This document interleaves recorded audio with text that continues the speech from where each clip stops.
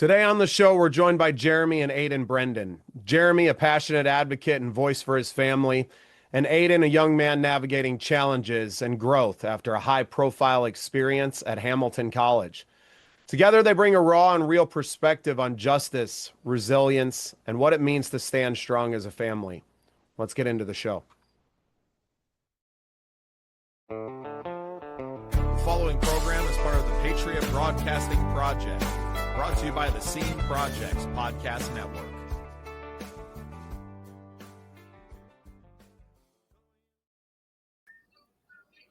Well, welcome into a very important episode of the Patriot Broadcasting Project. I am your host, Bubba Starts, and with me today is Jeremy and Adyn Brendan. Welcome to the show, guys. Thanks for having us. We appreciate it. Well, Jeremy, you reached out to me on Facebook and expressed an interest on coming onto the show to talk about a situation that Adyn found himself in over some art that he had done at the college he was attending. Since then, he's been arrested. He has been charged with some pretty heinous charges, I would say, that are completely unfounded. And we're going to get a chance to hear all about it. So I'm going to give you the floor. Let you kind of explain the opportunity that he had to even go to this college, which was a huge deal, and how it was all ripped away from him. So the floor is yours. So Adyn, a lot of local people know Adyn is he's a scholar. He's a QuestBridge scholar from Yankton High School here in class of you in 2023. 2023. Well, QuestBridge academic low income. Well, it's for low income families. And it's really prestigious award. Anyways, he got a full ride scholarship. That they provide full ride scholarship to go to Hamilton, and he got to choose. He had to go through a program to it. So he got a full ride scholarship to go to Hamilton University or college in New York, and yeah, it was a big deal, I guess. Adyn, you can explain, I guess, a little bit more about that scholarship if you want. Well, the whole point of the scholarship was that it was meant to be an opportunity to help low-income students and people who excel intellectually to get full-ride scholarships into colleges, because usually what happens is that people usually excel at sports or something, and then they get in these colleges that way.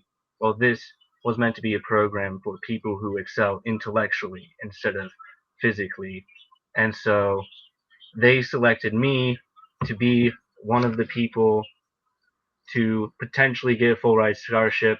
And so what you essentially do is you will rank these colleges in a list, and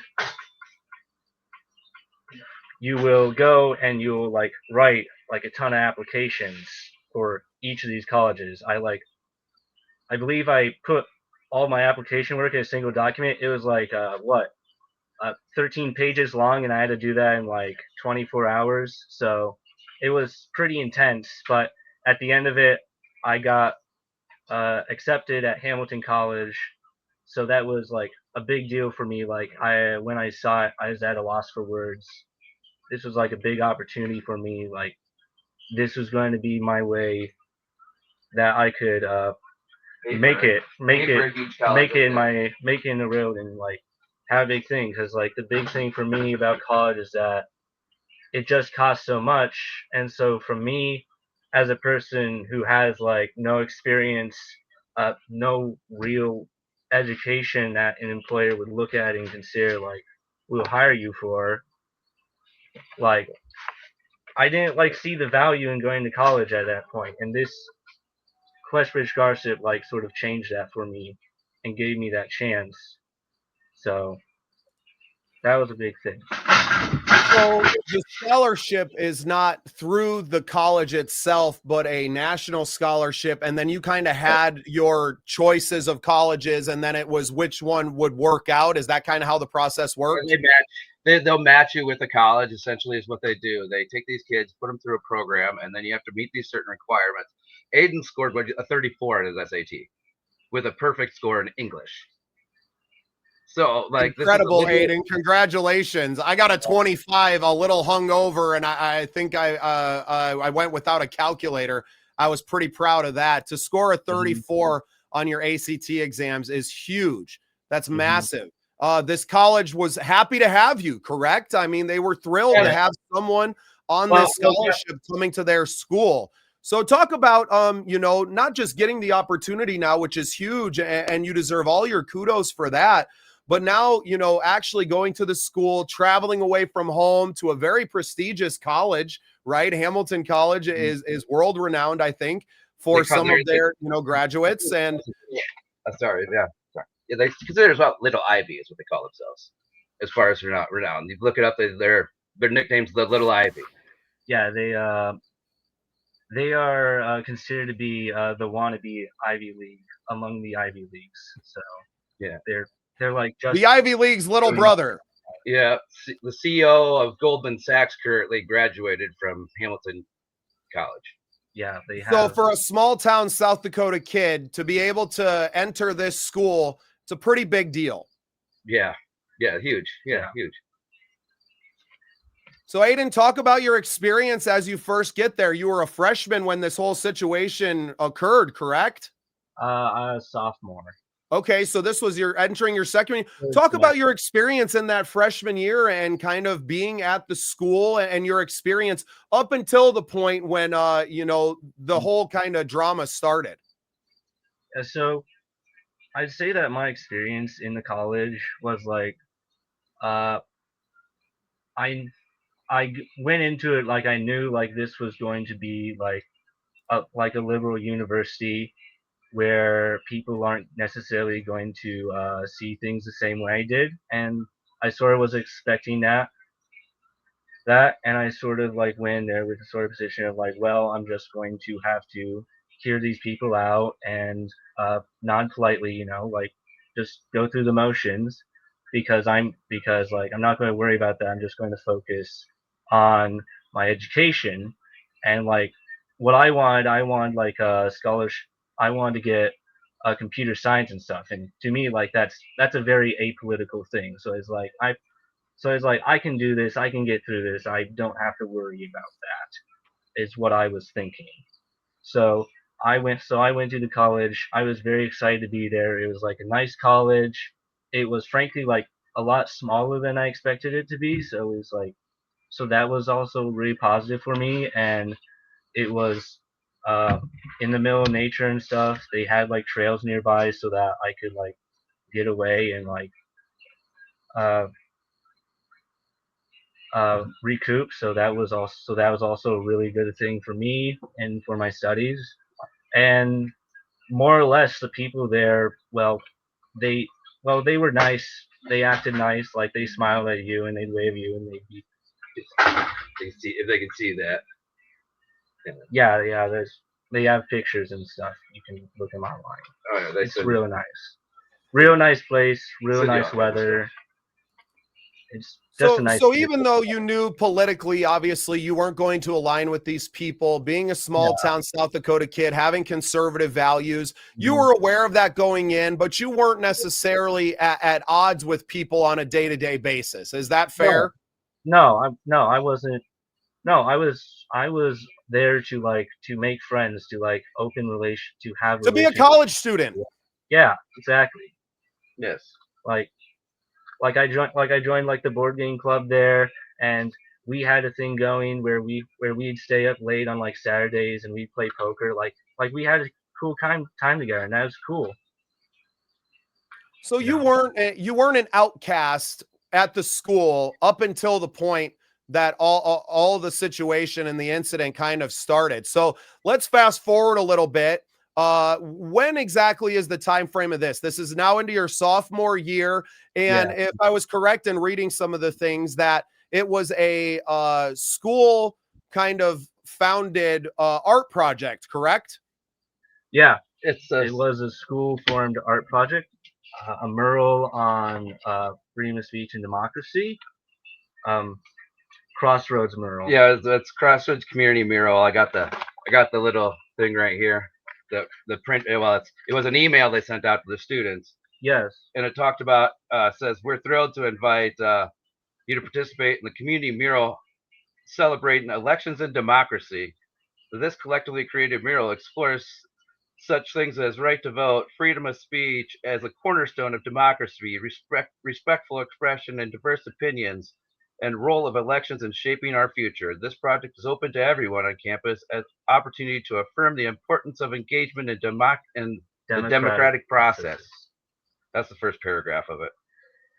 So so this mural was like happening like in the run up to the Trump election, and so it was happening in that context. And what was also happening at the same time was that you had the Israeli-Palestine conflict going on that had started it actually started last year. My second semester was when it started. So they had established this group called Students Justice for Palestine, and so I was sort of interested in seeing what they stood for, what their arguments, why they supported this or that. So I went to one. So I went to one of their meetings, and I sat in back and I watched. And essentially, what they did is they pointed to a bunch of like really refined websites, which were like clearly like these were put together by like well-paid organizations, I'm sure, and stuff. And so I went out of this meeting knowing that Student Justice for Palestine is just I was pretty confident that it's just a front for propaganda. Is essentially what I concluded. So that's what I got out of that. So, but these people were going around, and they were spreading their pamphlets. They were spreading their pamphlets and stuff, and they were at this mural obviously because it's a mural inviting people to give political speech. So they obviously had like two of their own posters there, and there were people who supported Trump there. Like there was a poster that said Trump 2024 on there. Like there were those people on campus, and I didn't know them personally, but it was there, and in the end, it ended up getting scribbled out, which I guess foreshadowing 101. I guess moving on, I guess we get to a point as like as a parent looking over this whole thing, it was this community mural art project wasn't properly handled to begin with. No, like they apparently did not supervise this. They put it in a place, gave everybody crayons and markers. They laid the stuff out for kids to do. Then they didn't post any rules on the walls. Didn't have anybody there supervising it. They just walked away and said, "Here you go, have fun," and then see what happened. Set it all out there and see what people put on there. And in the end, they ended up with a bunch of shit a bunch of stuff that, excuse my language, but stuff that's scribbled on. I mean, that ain't. Of course, we got 19-year-old kids. People were defacing other people's art if they didn't agree with what the post had said. Exactly. Yeah. Exactly. The whole time, and then now what happened is they're just selectively deciding, okay, well, you scribbled something out, so you violated their rights because you scribbled something out. And like, well, what about so-and-so that scribbled out this or this or that? They like, well, we didn't catch them. You went to the camera. Selective enforcement of whatever rules they had that they did not that they failed to delegate down to the people. They never posted any rules for it, and they kind of made them up as they went. I'm assuming they sent out an email to the student body and then said it was forever, and then left it in a place and didn't post rules. Anybody could walk by that thing. Like I literally, I mean, I don't know if anybody's checked out. Speaking of which, you should check out my Facebook page. Obviously, a lot of this information is all on my Facebook page, and that's Jeremy Brenden. Obviously, or Adyn Brendan. You type those, and I've been hashtagging a lot of stuff out there, so you should be able to find a bunch of stuff. But yeah, they did not like put anything out there for these parents or for these kids or anybody walking by.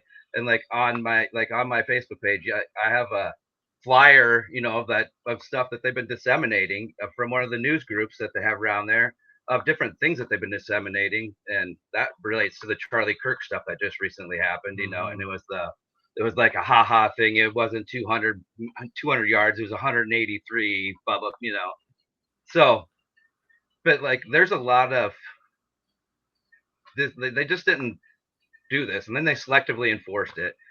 And then they took the video. Like, well, they went to video to get him to catch him and what he did wrong, but they didn't do anything. Like I said, I show you other stuff that people did. Well, and let's address that then. Let's address that. So, Adyn, you had taken part in this mural project. You had brought your own piece of artwork to the table. Can you describe what your art and your presentation was, expressing your right to free speech and expression? Yeah. So ultimately, we believe it was over this one. In the end, that's upside down. Is it upside down? Yeah. You See that right? Or did I have it the right way the first time? It's the right way. It's the right way. I had it right the first time. I'm looking at it from the wrong side. Ultimately, we believe that's over. It was over this one. Adyn contributed to this one and put the black in the, so it makes it hard, Right. Honestly, I think he made it better because now you got to stop and look to see both sides. So, what did they take offense to with this piece of artwork? I'm very I'm a little lost as far as why your piece of art there is being singled out for the charges that they had leveled against you. So through all my research, I've been doing lots and lots of research and connecting all the dots. And yeah, my dad has been looking more into it. Really, I've been really researching. Like, we've been told, like, literally had a school teacher or, one of Adyn's former teachers that was willing to help us, and she's been researching some of these sites. Like, if you go to, I'll make them famous right now, the Ampersand Journals on Substack, if you go there and find that Felipe de Cruz, or Felipe de Cool, they have put out a whole bunch of journal stuff, and they like Adyn's name in there several times, and a bunch of different opinion pieces or whatever you want to call it. So we've done a bunch of research on that pen name, and we know who the pen name is now. I don't know if I should really tell anybody or whether it matters. I'll keep it secret for time being. But anyways, if you go through that, and you can see they obviously have a pretty good inside view and bias of what's going on inside the school. And a lot of these factions are all like this group that does this stuff, the SJP group. They're all right. They're all in the same building, stacked together. So I don't know what they call them. CI. What the what? The which people? No, the campus. They're meant to. It's what QuestBridge is part of. For the minority groups. Oh. For the opportunity groups. CIF or CIF. I think it's CIF. Anyways, they're all linked together, so they all work together. One person says something, whether it's from this community, said something to this community, and now okay. Well, and Jeremy, I'm going to stop you because we're kind of jumping around here, and you're showing us a lot of things, but there's not a lot of context there. So, Adyn, I kind of just want you to walk us through. You make this poster as part of this mural project, and now you had put it up there, but what really caused the stir? I mean, is this the day after you post your piece of art up there that now you're getting calls and charges levied against you, or kind of how did it all play out? So how it plays out is I took part in this mural, and obviously I wrote a bunch of art stuff. Like the specific things that they get me for is not for the post they show me for. It's actually for what I draw on the Student Justice for Palestine poster. So what I did was that I drew, I added a backward swastika to their Palestinian flags that they drew, because that flag represents the Palestinian Authority, or it's the symbol of the Palestinian Authority, Hamas, otherwise known as the terrorist group, which has explicitly stated that they want to ethnically cleanse the Holy Land of the Jews so that they can remake it into a exclusively Muslim Palestinian state. So so they explicitly said that. So I just added the backward swastika to make a point that, hey, by the way, these people want to do what Hitler does, and that's that's essentially what I was trying to say on that poster, and that's what they're essentially going to get me for. So I go off. So I go off to Now, meanwhile, other people had been contributing to other people's art during yes, this time as well, yes, correct? yeah, during this entire time, everyone was contributing stuff, and people were scribbling stuff out.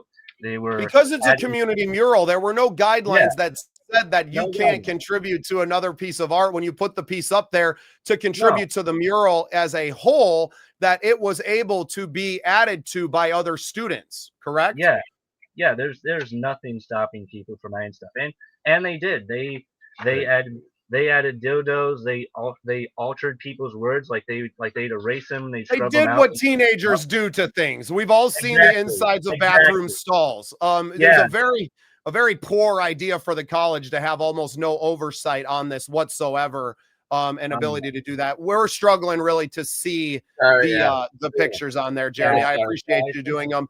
You can Yeah. share some stuff with us, and I we'll think post them Yeah. posthumously onto our Facebook yeah, pages and provide some evidence of these Yeah. things. But very hard to see the pictures on the screen there. yeah. I So think Adyn, at what point are you contacted by the authorities after you have added your take on the mural? right. So the next day is a Saturday, and I have a CS project coming up. So I'm sitting down and working on that when I get a knock on my door, and so then I go do it, and it's the freaking cops, and I'm like what? And they're like, can we walk in? And I'm like, this, I guess, why not? And so then they walk in, they look around, they obviously see nothing because I don't have anything out, and they asked me did you draw stuff on the mural? And I'm like, yeah, of course I did. And they're like, did you draw a swastika? And I'm like, well, and like, draw a swastika? And I'm like, well, technically no. And they're like, well, did you draw a swastika? And I'm like, well, you can say it's a swastika, but technically it's not a swastika. But so they're like, okay, then we're going to take you to campus security. So they do that. And so I go to campus security, and campus security, and so I'm sitting there, and then I go to Jeff Landry, and Jeff Landry is like, okay, you're going to get suspended now because of what you did. And I'm like, well, that sucks.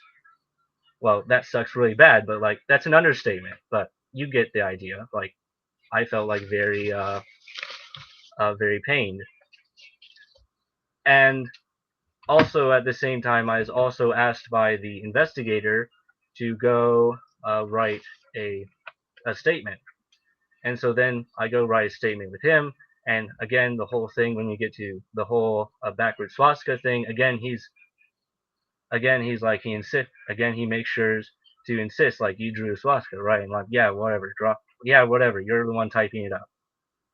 And so he does that, and then I sign that, and he's like, also this entire time he's like assuring me, like, don't worry, we can get this corrected or whatever, just sign it already. And so then we get out, we get that finished. You go ahead. We get out and we get that finished, and so then we go in, and so then it's like, well, you gotta call your dad. So I call him, and he's like, and when I tell him what I did, he's like, what? He's like, you're serious, right?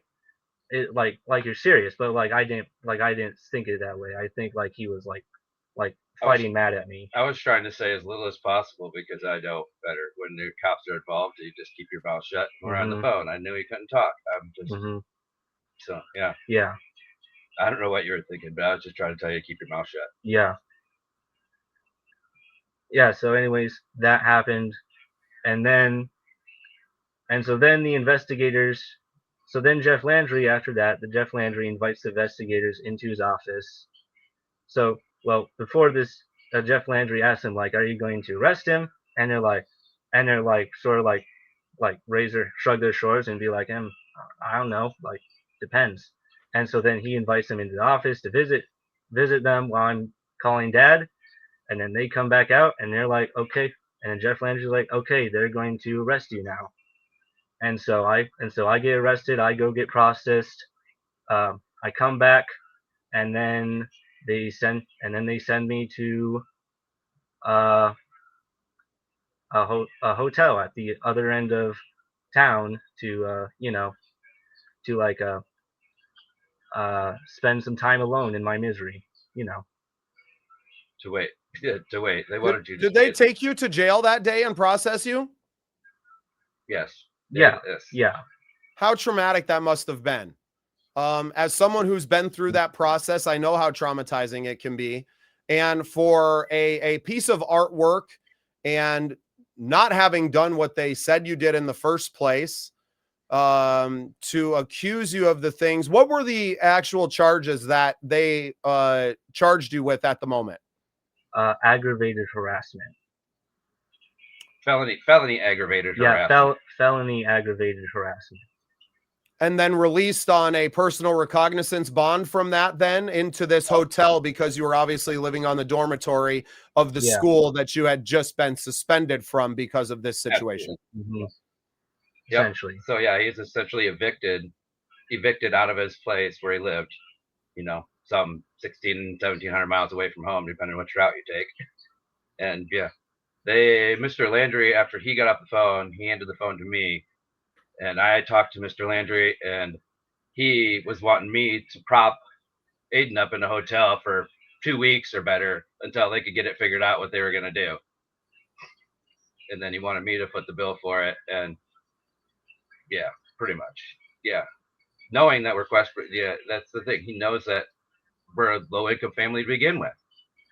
So, and I feel like they rushed through any kind of due process on theirs. They coerced a confession out of you by intimidating you with the police and with the threat of suspension over top of you to get you to admit to something that you did not do. Mm-hmm. Yeah, they essentially hauled him in without him and questioned him without even reading him his rights. Mm-hmm. That's what they did. So, he didn't get any rights or anything like that until it was written on that statement that he made that he signed. So really, he wasn't even advised of his rights until that point. And we still yet to see any of the videos or any of that stuff from the officers, because that should all have been taped or videoed, but that stuff not come out yet. So, and no, and currently, have these charges been dismissed at this point? Yes, they were dismissed in grand jury. Yeah, they were dismissed by a grand jury. They went all the way to a grand jury, and a grand jury said, I don't think so. There's not enough here to levy charges and to go through the process of criminally charging you. Yeah. So now that leaves us to the reinstatement in the school. If there are no charges, I'm assuming the school has a right to suspend you, but they would have to follow some kind of due process as well. If there's no evidence of wrongdoing, then it would be very hard, it seems, for them to levy the suspension against you. So is that the fight that we are currently in now, is to have you reinstated and your scholarship returned to you at this Hamilton College? Is that the process we're in now? Yeah, that's essentially what's going on, is that we want Hamilton College to recognize that that what they did suspending me wasn't by any means right. It wasn't following their due process. It wasn't following the due process of law or even their own due process. It just wasn't fair altogether. And at points it seems unlawful beyond just being unfair.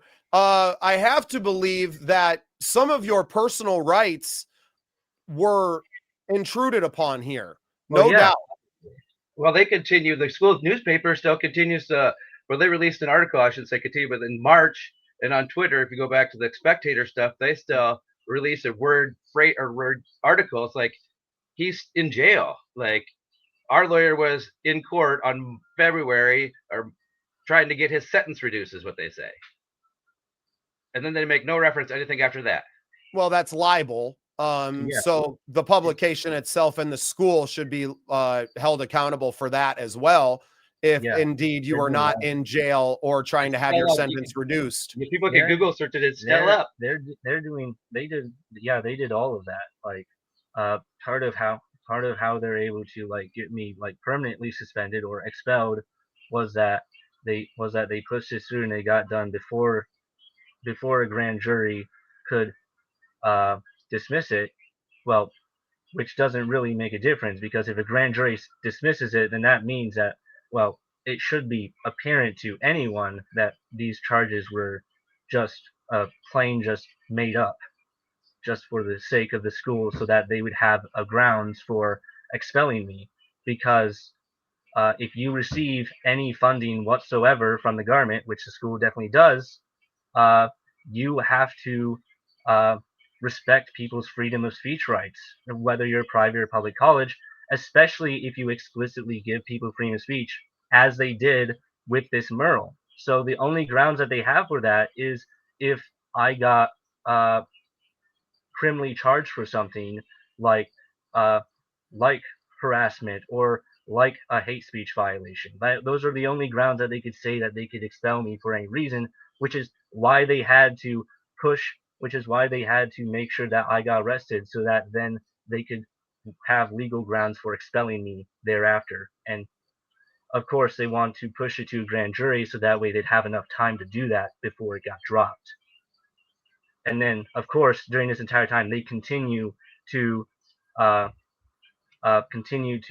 use their connections in the media with NPR and the New York Times and everyone else. They still use their connections there to make sure to get the word out, so everyone knows that I'm an anti-Semite and I'm the boogeyman, and that you should be scared of me, and that you don't want anything to do with me.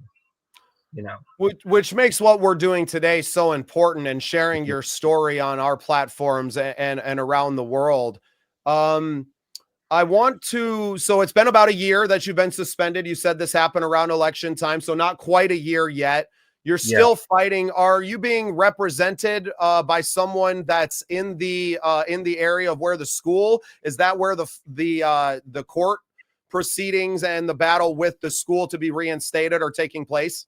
Yeah, that's where they're happening, but we don't have representation at this time. No. Yeah, no, actually, we're in the search for representation. We're actually doing a lot of things pro se. He's doing them pro se per se. We'll call it. Dad's been doing a lot of filing and stuff like that. If you go to the court site, they have this is one thing I'd really like. I'd like to advocate for is New York open laws. They're open civil laws and open court laws. South Dakota needs to check into that, put that stuff online, because they have it's awesome. You file everything online and everything's there for the public to see. There's no questions about it. Everybody can see the case and go look at it themselves if they want and check the whole work. Adyn, is it your wish to return to school at Hamilton College and to continue your education? Well, that's a complicated question, because this is the college that kicked me out, and since my dad has been like doing research and stuff into it, like we've been like finding connections everywhere. Like there's like apparently I have like enemies everywhere around the corner who've been backstabbing me this entire time, and I guess to me that sort of makes sense, because leading up to this event, like my personal experience in the college was just going down a hill up to that point. Like people were sort of like treating me like I'm infected or something. I don't know. It was just I just all I know is that I just felt like depressed and terrible, like during those last few months leading up to that, and I felt like very, very much alone. So like, and now that I know for certain that yes, indeed, like that wasn't just me like being crazy. Like people really did like hate me there. Like knowing that makes me feel like I don't really want to go back. Like, as a point of justice, yes, I do want to be able to have my scholarship back and go to school and get an education. But if that comes at the cost of like me, like literally like wanting to smash my brain out, like, um, yeah, that's a tough offer. Yeah, that's a Well, fair. and there should be a way for you to get your scholarship returned to you and to be able to continue your education at another Mhm. school, Yeah. especially with the way things have transpired and the treatment that you received there at Hamilton College. So I hope that people listening will do everything they can to support this young man and his family. This is someone who is granted from a small South Dakota town, granted an incredible opportunity to further their education because they identified themselves and set themselves apart as an exemplary student. Hmm. Passing the ACT with a 34 out of 36, correct? Yeah. Yes. A near perfect score on your college placement test. We should be putting young men like you and young people like you on a pedestal and be making sure that you are given every opportunity to excel in the world, regardless of what your political ideologies may be or just your conservative leanings as I will say, a country boy. Hmm. We are here to help you in every way that we can. Again, Jeremy, please state where we can find out more information on the story. We're here to help this young man get himself back into school, to have this education reinstated and this opportunity reinstated because it was unduly taken from you in the Oh, first absolutely. place. Yeah. Oh, Yeah. absolutely. You could go to my Facebook page, which just Jeremy Brendan at facebook.com. Yeah. You can also check out we have another page that's PYMP, or it's a Poor young men poor young praying. men praying. That's another Facebook page out there. You can also check us out on our GoFundMe page, as we're raising funds, obviously, to try getting round up Yeah. another lawyer Yeah. and all the other legal fees that we're going to have to face, obviously. Um, and Yeah, so that we got a GoFundMe page. So it's at not sure, it's all linked to my Facebook page. So You should have. Excellent. Well, gentlemen, I appreciate you taking some time for us today to share your story and allow us the opportunity to share this with our followers and with the world. I wish you nothing but the best, Adyn. As a fellow South Dakotan, I am so proud of you for the achievements that you reached. And I'm so sorry that you've had to go through this. The traumatizing experience of being arrested at such a young age for really no criminal activity that was done by you is it's abhorrent, and I hope that you are reinstated into another school that will support you in furthering your education. And I hope that this 45 minutes or so that we've spent talking to each other has a positive effect on your life. Right. Gentlemen, anything that you want to add in closing here? I'm just imploring people to watch this case, and that people need to watch out because this kid is a perfect kid. He's done nothing wrong. He has done nothing wrong in his life. If they can do this to him and get away with doing something like this to him, imagine what they can do to anybody else. When are we going to have a chance ever to defend our rights and our freedoms without having somebody have some skeleton in the closet, whatnot, that's going to pop up? This kid is perfect for this chance to defend our rights and actually prove a point and do what we need to do. I mean, otherwise, we're going to lose it. They're going to be allowed to censor us, and they're going to be allowed to do this kind of stuff whenever they want, and they're going to pick and choose. That's so we need to stand up and just help fight this case because I don't know when we're going to get another chance. I don't know. Yeah. And I just like to say I'm very thankful for letting you have us on, Mr. Starts. Uh, and Absolutely. I'd also like to thank you for your support and for your fan support as well. Uh, God willing, this will come out in our favor. Thanks. Yep. Well, I know that we will all be praying for you, and we will be following closely as this story gets out there and as the proceedings continue. Hopefully we can create enough public stir to get you reinstated, or maybe another school will come out of the woodwork out of all of this and want a bright young man like you to come and attend their university. Yes, that's part of the plan, is get his name out there, at least to get him to another school, find another opportunity for him, because obviously he dedicated himself to that QuestBridge scholars. So, and he's worthy. You've already proven that, Adyn. Gentlemen, thank you so much for taking some time for us on the Patriot Broadcasting Project, and we will be following closely as this journey continues. Have a great day. I appreciate it. Thank you. Have a good one, Starts.